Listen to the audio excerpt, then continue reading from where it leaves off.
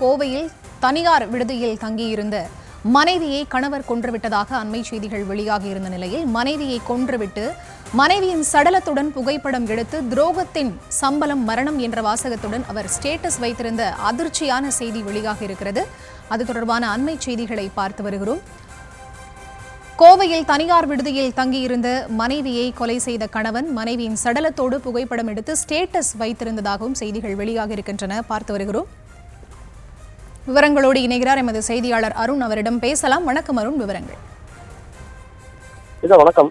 அதாவது கோவை காந்திபுரம் பகுதியில் இளம்பெண் ஒருவர் இன்று காலை தரமாரியாக வெட்டி படுகொலை செய்யப்பட்டிருந்தார். இது தொடர்பாக நடத்தப்பட்ட விசாரணையில் நெல்லையைச் சேர்ந்த பாலமுருகன் என்பவர் அதே பகுதியைச் சேர்ந்த பிபியா என்பவரை கடந்த 15 ஆண்டுகளுக்கு முன்பு திருமணம் செய்து 3 குழந்தைகளுடன் நெல்லையில் வசித்து வந்த நிலையில கடந்த 6 மாதங்களுக்கு முன்பு கணவன் மனைவி இருவரிடையே ஏற்பட்ட குடும்ப பிரச்சனை காரணமாக கருத்து வேறுபாடு ஏற்பட்டு ஸ்ரீபிரியா கடந்த 6 மாதங்களுக்கு முன்பு கோவைக்கு தங்கி வேறு ஒரு இடத்தில் தனியார் நிறுவனத்தில்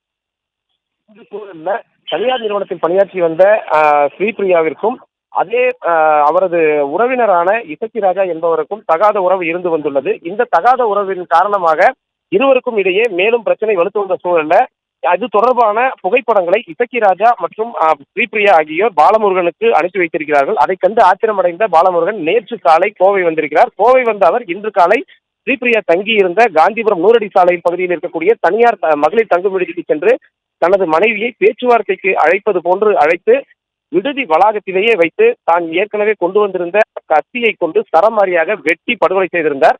அந்த படுகொலை செய்திருந்த நிலையில அவரை காவல்துறையினர் அங்கேயே வைத்து கைது செய்தார்கள். படுகொலை செய்த அவர் வெட்டிய அரிவாளுடன் அதே பகுதியில் அமர்ந்து செல்ஃபி எடுத்து துரோகத்தின் சம்பளம் மரணம் என்ற ஒரு வாசகத்துடன் தனது செல்போனில் வாட்ஸ்அப் ஸ்டேட்டஸாக வைத்திருந்திருக்கிறார். இந்த வாட்ஸ்அப் போட்டோவானது தற்பொழுது வெளியாகி இருக்கிறது. இந்த புகைப்படம் வெளியாகி இருக்கக்கூடிய நிலையில காவல்துறையினர் அந்த புகைப்படத்தையும் கைப்பற்றி விசாரணை மேற்கொண்டு வருகிறார்கள். தற்பொழுது அந்த கொலை சம்பவத்தில் ஈடுபட்ட பாலமுருகன் காவல்துறையினர் கைது செய்யப்பட்டு கோவை ரத்தினபுரி காவல் நிலையத்தில் வைத்து அவரை விசாரித்து வருகிறார்கள். அத்துடன் அவர் உடன் இருந்த அந்த பெண்ணின் தாய்மாமன் அவரையும் சேர்த்து காவல்துறையினர் அழைத்துச் சென்று அவரிடமும் விசாரணையில் ஈடுபட்டு வந்து கொண்டிருக்கிறார்கள்.